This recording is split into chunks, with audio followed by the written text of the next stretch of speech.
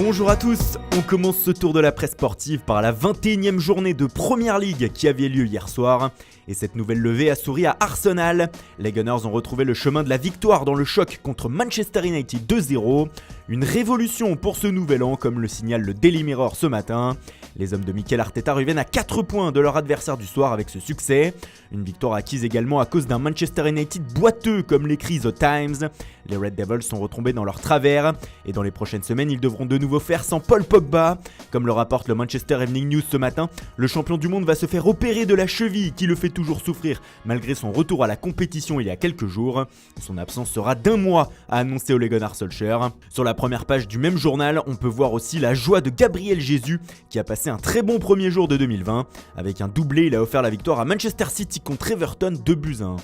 Mais ce qui fait les gros titres en Angleterre ce jeudi, c'est ça, la nouvelle sortie polémique et le nouveau show de José Mourinho sur la pelouse de Southampton. Ses joueurs se sont inclinés 1-0, mais le Portugais a réussi à éclipser la défaite par son comportement.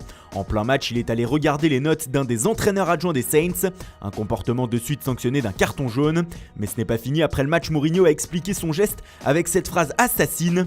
J'ai été grossier, mais j'ai été grossier envers un idiot. J'ai clairement mérité le carton jaune, j'ai mal parlé avec ce type. Une punchline qui fait la une du Sun ce matin, mais également du Daily Express ou encore du Daily Star. Mourinho est bel et bien de retour et les tabloïds n'en demandaient pas tant. Pour parler du sportif, revenons à la une du Sun qui signale le gros coup dur pour les Spurs qui ont perdu Harry Kane sur blessure hier. L'attaquant anglais devrait être absent 6 semaines. On ouvre la page Mercato maintenant de cette revue de presse avec un joueur de Tottenham justement en une en Italie. Il s'agit de Christian Eriksen. Le Danois fait la première page de Tuttosport en compagnie de Zlatan Ibrahimovic qui arrive aujourd'hui à Milan et de Dejan Kulusevski qui devrait signer ce jeudi à la Juve. Et il fait les gros titres car l'Inter Milan aurait décidé de le recruter cet hiver.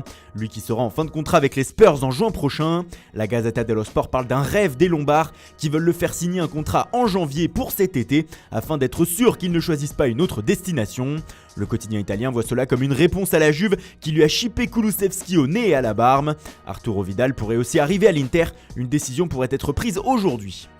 Vidal égale Barça, direction donc la Catalogne maintenant avec le retour du feuilleton Neymar en première page des journaux pro-Barça. Mundo Deportivo explique que comme Kylian Mbappé et Harry Kane ont été déclarés intransférables par leur club, c'est le Brésilien qui serait le plus facile à transférer l'été prochain. C'est donc le retour de la folle rumeur avec Sport qui s'y met aussi ce matin. Selon le média, à la fin de la saison, Neymar aura terminé sa 3e année au PSG, ce qui signifierait une fin de période protégée et donc un transfert possible.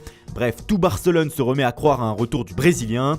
Mais avant cela, il y a d'autres dossiers comme celui de Dani Olmo. La pépite du Dinamo Zagreb aurait fait l'objet d'une offre officielle de la part du Barça pour l'été prochain. Une information confirmée par le quotidien croate Sportske Novosti qui indique que le club Blaugrana a décidé de recruter l'Espagnol et qu'il a bien formulé une offre ces derniers jours. On part en Allemagne maintenant où la guerre semble déclarée au sein du Bayern Munich selon Sportbild. Et ceci à cause d'une possible recrue qui n'a pas encore été recrutée. Les Munichois ont de très grandes chances en effet d'enrôler gratuitement l'été prochain le jeune gardien de Schalke 04 Alexander Nöbel. Il est en fin de contrat avec le club de Gelsenkirchen. Mais problème, la direction bavaroise aurait demandé à Manuel Neuer de partager le temps de jeu avec lui la saison prochaine afin de préparer l'avenir. Une demande qu'a refusé catégoriquement le champion du monde 2014 et qui n'aurait pas été ravi de la nouvelle. Bref, un bras de fer semble engagé à Munich sur la stratégie à adopter pour le poste. Et on termine par Mario Balotelli qui fait déjà la une en Italie ce 2 janvier. Et malheureusement pas pour ses performances sur le terrain. Le soir du Nouvel An, l'attaquant italien a explosé l'avant de sa voiture en fonçant dans un portail. Problème, ce n'était pas le portail de sa maison, mais celle de son voisin. Ballot s'étant trompé de maison. L'ancien Marseillais est alors rentré se coucher, laissant sa voiture devant la maison de son voisin. Une attitude qui fait parler comme ici avec le Quotidiano Sportivo qui résume « Nouvelle année mais ancien Ballot ». En effet, le joueur de Brescia retombe dans ses errements de jeunesse avec cette nouvelle frasque. Pour le Corriere dello Sport, Balotelli commence l'année avec un accident et une polémique. Pas de la meilleure des manières donc. Voilà, c'est tout pour ce matin. Merci pour votre fidélité, bonne journée à tous et rendez-vous dès ce soir pour un nouveau journal du Mercato.